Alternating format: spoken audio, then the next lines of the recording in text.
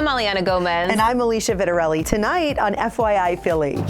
Stars of Broadway take center stage. As we shine a spotlight on the arts in Philadelphia. Some of this is top secret. Go backstage with the actors. There it is. As they prepare to take their show on the road. Oh, you saved me. Plus, learn about programs fueling future stars. And action.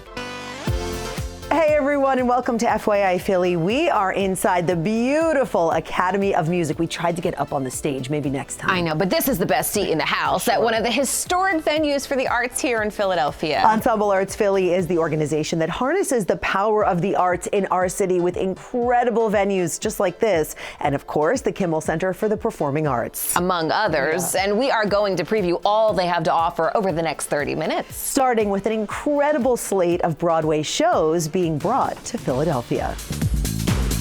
Some incredible titles, phenomenal performances, price for every pocket. The Broadway series includes 13 award-winning presentations, 47 Tony Awards, and 6 Philadelphia premieres. Presenting these works in beautiful venues. Flexible subscription packages are available staged across 3 theatrical venues, the Academy of Music, the Forest Theater, and the Miller Theater.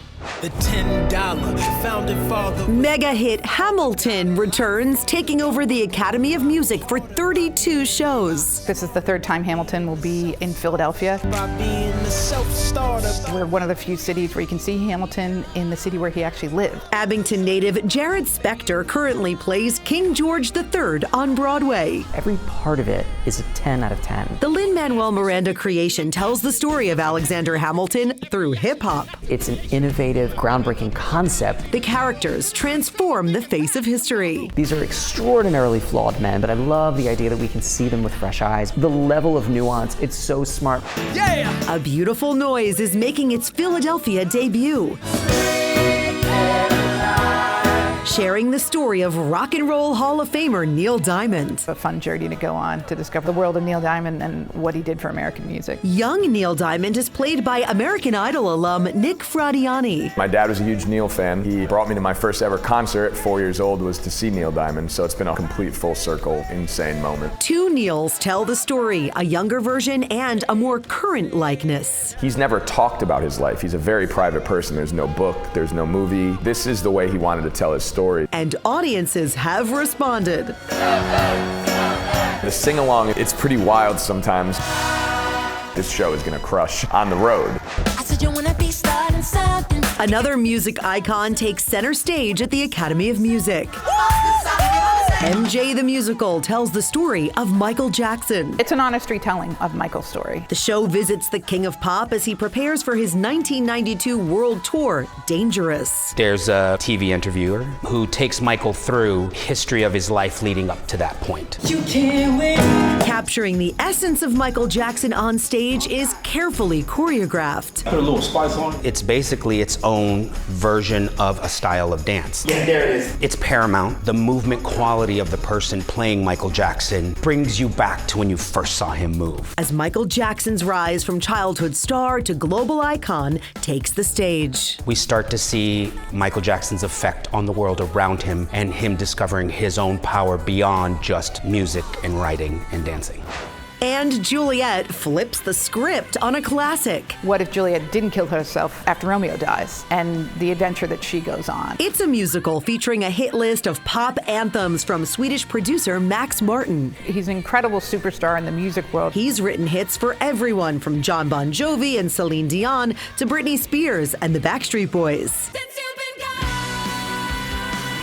Rachel Webb plays the role of Judith on Broadway. But in the spring, I will be your Juliet. She took us backstage at the Stephen Sondheim Theater where And Juliet earned 9 Tony Award nominations. I get to wear all these beautiful costumes. Oh yeah, that's gorgeous, right? Inside the wig room, Knock, knock. Come on, Philly. each piece is designed with the character in mind, but also the person under the wig. Based off of the actor's personality. Being able to express myself and also represent my culture. As the retelling of Juliet's story takes an empowering twist. How she goes to discover love, but also discover herself. I hope you like your Broadway hot. Some Like It Hot is a new stage production of the classic 1959 Billy Wilder film. It's been very much updated. The new script was co-written by Matthew Lopez and comedian Amber Ruffin. It is more reflective of the real world, and it's so much fun. The big band music of the original is still part of the show.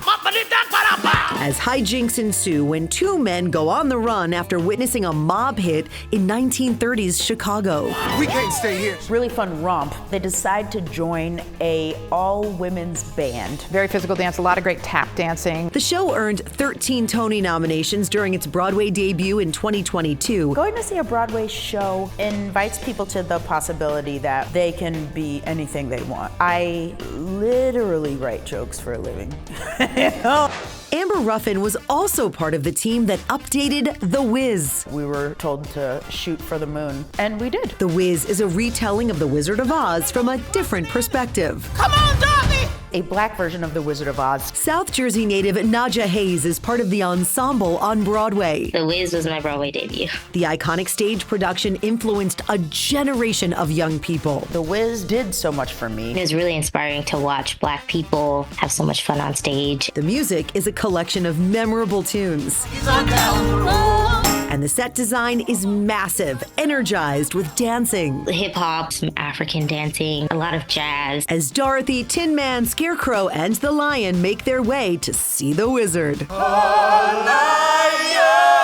are all you need. Whether you are listened to or not, you are valid. The season concludes with an epic adventure. Life of Pi is the story of Pi Patel, who is making a voyage from India to Canada. The popular novel and film of the same name has been adapted for Broadway. Pi's family owned a zoo in Pondicherry. He is involved in a shipwreck and is trapped in the middle of the ocean on a life raft with a Bengal tiger. The show earned 3 Tony Awards for its innovative storytelling design. They created these amazing life-size puppets. The animals are so lifelike and amazing, you kind of forget that the puppeteers are even there. The story recounts Pi's journey with the animals he encounters on the high seas. There is the power of belief and perseverance. There's the strength of family and how close they stay with you. You're going on the journey with these people as they tell the story, and that's something that I think Broadway does better than anything else. Now that first group of shows is just part of the season, there are fan favorites returning as well.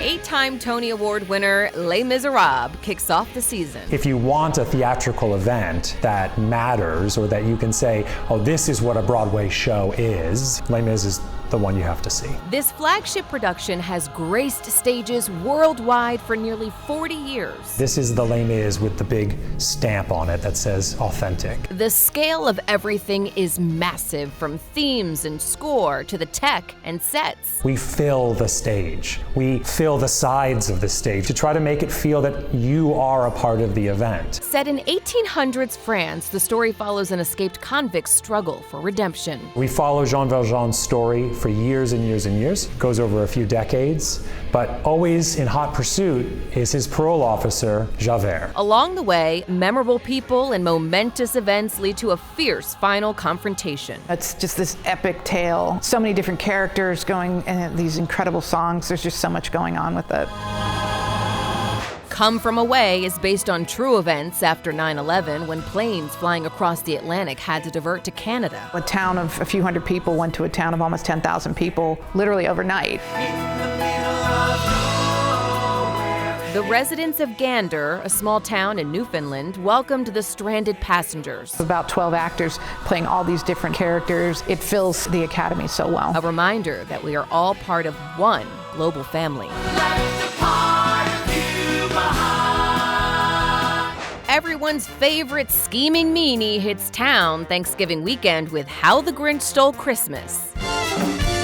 It's right there in front of you, and there's no psychologizing in it. He is just mean. The holiday classic from Dr. Seuss comes to life on stage in a different way than movie and TV versions over the years. It looks just like the book, and it's very charming in that way, I think. The Grinch decides to steal Christmas from the Who's, but gets changed by little Cindy Lou. There's something about, this lovely, innocent child that hits him right here.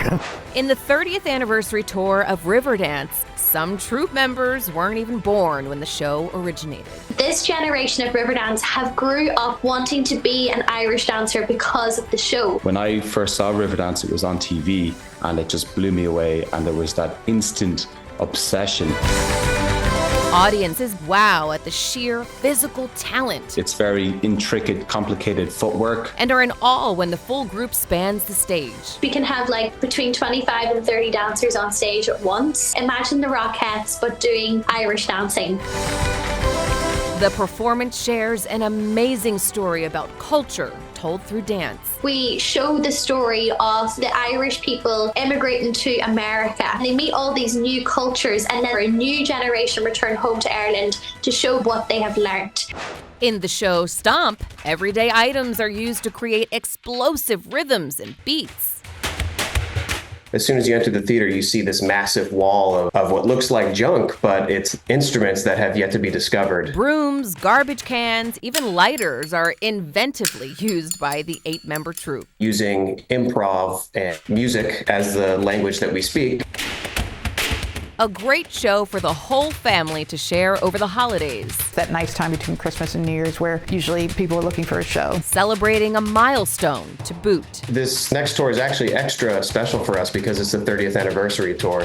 The Book of Mormon is a 9-time Tony winner. It's been a smash hit since it debuted on Broadway 10 or 15 years ago, and we're just excited to have it back. The production brings the minds of South Park creators Trey Parker and Matt Stone to the world of Broadway. They're such music theater aficionados and such lovers of the art form that it also was very natural to them. Satire takes center stage when 2 missionaries set out from Salt Lake City to convert villagers in Uganda to Mormonism. They go to Uganda and basically discover some truths about themselves as they work through their attitude towards their faith. With topics typically taboo for the stage, the use of comedy keeps bringing audiences back, making it the longest-running show in this season's lineup. At the end of it, it is about universal love and acceptance, and it's just such a joyful show, and I think that is its enduring appeal. If you're interested in tickets for those Broadway shows, you can find more information at 6abc.com/FYI. I love all the shows. Meet 3 sisters with the best seats in the house when we come right back. This week's FYI Philly is sponsored by Ensemble Arts Philly, the new presenting brand from the Kimmel Cultural Campus. We are back at the absolutely gorgeous and stunning Academy of Music at Broad and Locust Street. Honestly, it might be the most beautiful theater in the country. Now, for 3 Philadelphia sisters, Broadway offers a way to strengthen their family bonds. 2, 1. Meet the Bruce sisters. I'm Tyra. I'm Nicole, but my family calls me Nikki. And I'm Ella May, but I go by Ella. They are lovers of Broadway. I love all the shows. I love everything. Yeah! I don't think there's been a show that's missed, and we've been coming to a lot of shows.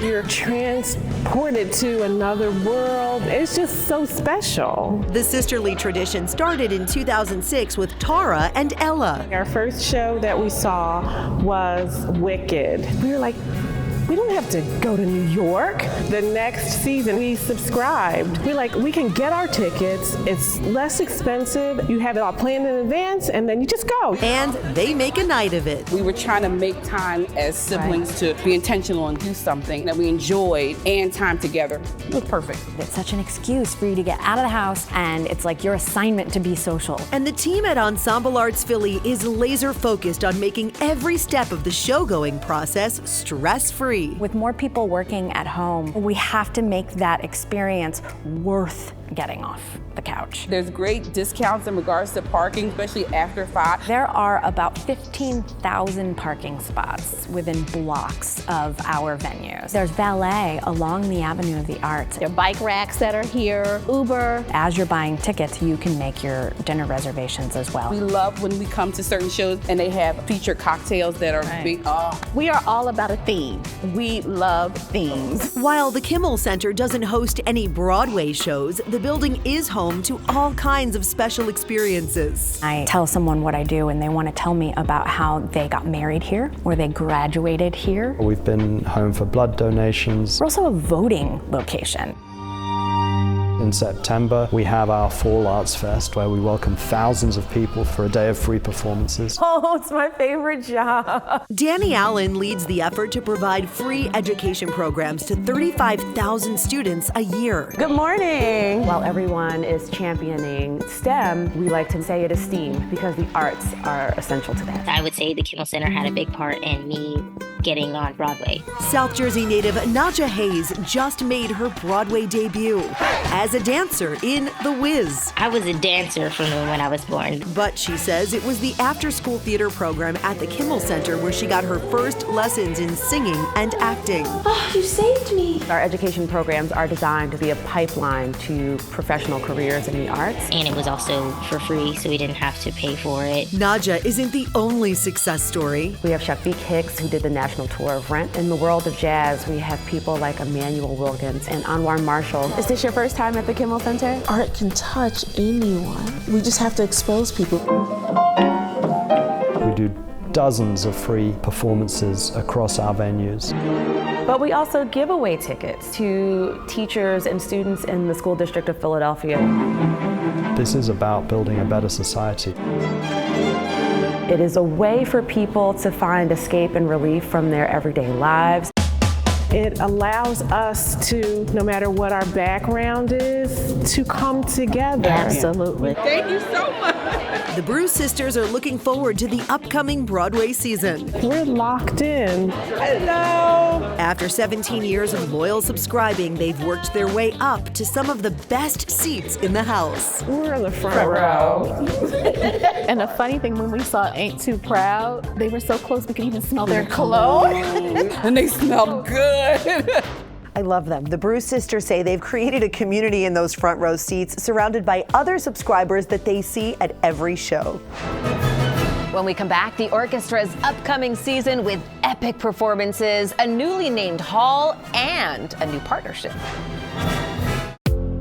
We are back at the Academy of Music. It's so amazing to have it all to ourselves. It's one of 3 venues for Broadway shows presented by Ensemble Arts Philly. It's also the original home of the Philadelphia Orchestra. And for the Grammy-winning Fabulous Philadelphians, this season is being called the most ambitious yet. We have an epic 2024-25 season. The orchestra's upcoming season offers a mix of classical favorites. By Beethoven, by Tchaikovsky, by Brahms, by Dvorak. And new works. By Gabrielle Elena Frank, by Valerie Coleman. The season kicks off September 23rd with a program called Night After Night, with composer James Newton Howard conducting his own music. Scores that he wrote in his long collaboration with M. Night Shyamalan. The famous Philadelphia movie maker will serve as host. So it'll be a chance to hear these scores live on stage and get a little bit of background into the creative process. On opening night, the orchestra, led by music and artistic director Yannick Nazay-Sagan, will present a world premiere. A suite by Terence Blanchard from his opera Fire Shut Up in My Bones. It's a season stacked with some of the greatest hits in the symphonic repertoire. The great composer Gustav Mahler. We're doing his 3rd, 6th, and 9th symphonies. Former music director Riccardo Muti returns in October for Verdi's Requiem. There's Beethoven 9, Holst's The Planets, symphonies by Tchaikovsky. The Spotlight Recital series returns for a 2nd season, highlighting the best of the best artists and putting them center stage alone. And there's a new, more relaxed series called Orchestra After 5. An early evening shorter concert. You can come right after the office. You can have your cocktail, grab a snack. There's live music, performances in the lobby, scavenger hunts throughout the hall. This is the orchestra's first full season in the newly named Marian Anderson Hall. I am a little black girl from Philadelphia. I struggle to think of a time where I've walked into a concert hall named for someone who looks like me. The Philadelphia-born Anderson was one of the most celebrated singers of the 20th century. A trailblazer as an artist, but also human rights activist. And she was pretty strong in her beliefs that music could make a difference. You don't know who's gonna see her name and learn about her and be inspired. She just represents limits. Possibility. The renaming is just the start. We're collaborating with the United Negro College Fund to create scholarships. It will provide students with funding that are in disciplines related to the art. The orchestra is continuing its commitment to elevate historically marginalized voices. Not just Black artists, but queer artists, female artists. Playing the works of composers like William Grant Still and Florence Price, whose music was ignored for generations because she was a woman and she was Black. And the music is phenomenal. The Philadelphia Orchestra won its first Grammy for recording the music of Florence Price. Yannick right now is leading the Philadelphia Orchestra in a new golden era. We're attracting the best players from around the world. Like, this orchestra has an all-star membership. And the musicians serve as cultural ambassadors with frequent trips to China and around the globe. We like to say we're America's greatest export. The legendary Marian Alsop is the orchestra's new principal guest conductor. She'll lead the New Year's Eve concert while Yannick shares his holiday mixtape. The season ends next June with Wagner's Tristan and Isolde. It's a monumental work in 3 acts. Don't worry, with intermissions. The orchestra will be on stage. Tristan and Isolde will be singing on a platform up above the orchestra with a chorus behind them. It's going to be one of the highlights of the decade. People will come from all over the world to see. It's a rare, rare thing. That is something I have to see. Yes, you can find the full concert calendar and the link for tickets at 6abc.com/FYI or just scan the QR code on your screen. We are back at the Academy of Music celebrating Broadway and the arts. And Ensemble Arts Philly has a new food and beverage vendor. Yeah, get this, Rhubarb Hospitality Collection by Oakview Group was founded in the UK. And guess what? They cater the royal palaces. Ooh, I know you're excited about that. And they're bringing that elevated experience to all of the Ensemble Arts Philly venues. It's actually a worldwide brand now. The newest addition to Ensemble Arts Philly debuted at the dedication of Marian Anderson Hall inside the Kimmel Center for the Performing Arts. We want to make sure that every part of the audience experience, when you come into the venue, reflects what you're experiencing on the stage. There's technology that's being brought to that experience to just heighten the level of service. Concessions cover snacks and drinks, and plans are to expand the footprint in the fall to include a cafe, restaurant, and bar. We're very much Philadelphia's living room. You'll be able to sit here all day. Excited to try that new restaurant and cafe. And excited to see a show. You can find the link to subscribe or buy individual tickets at 6abc.com/FYI. So many good shows coming here. Hope to see you there.